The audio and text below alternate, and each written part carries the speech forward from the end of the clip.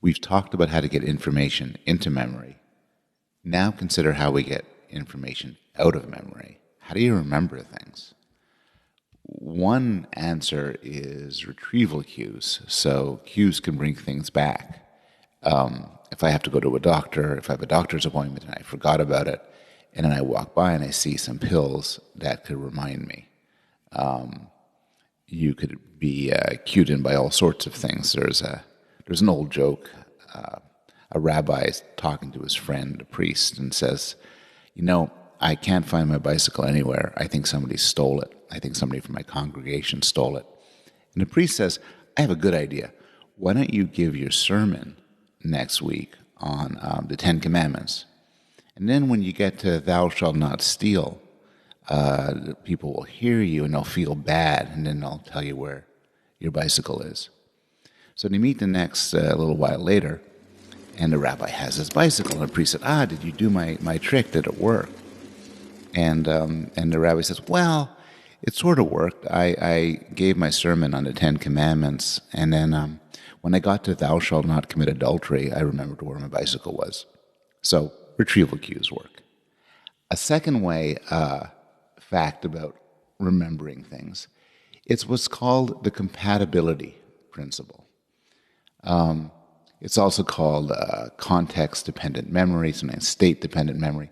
And the idea is that maybe in part because of cues, you remember things better when you have to recover them in the same context in which you learned them. And this was illustrated by quite a cool experiment where they get people, I think they're scuba divers, to either learn new words on a boat or when they're underwater. And then they test them on their knowledge of the words when either on a boat or underwater. And it turns out that there's the compatibility principle at work. If you learnt them on a boat, you remembered them better on a boat. If you learnt them underwater, you remembered them better underwater. And this applies not just to physical states, but to psychological states. So if you learn something when you're depressed, it might come to mind easier when you're depressed. If you learn something while you're a little bit drunk, it may come to mind easier when you're a little bit drunk. Finally, there's searching strategies. So in one study, they asked people to remember their high school classmates from many years ago, like even 20 years ago. And you could check if they're right by checking the yearbook. So you have an objective source to determine whether or not people are right or wrong.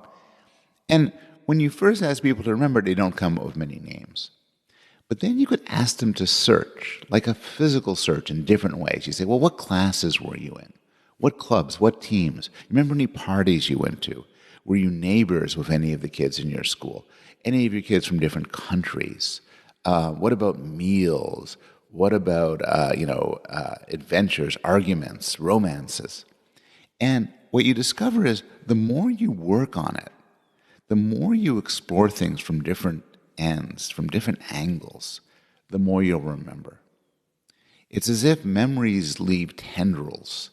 And if you could grab hold of one of the tendrils, you could trace your way back to the source. And you could try to do this yourself. In the last lecture, you saw a picture of a man in a house. And I showed it to you, I think, more than once. How much can you remember of it? And what I would suggest is that if you try right away, you just list, I remember this and that, and you give up, you're giving up too soon.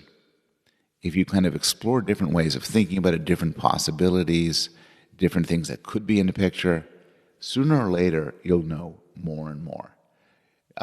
Memory, as we'll see, it's not ever like a photograph or a video. It's never exact. It's always reconstructed.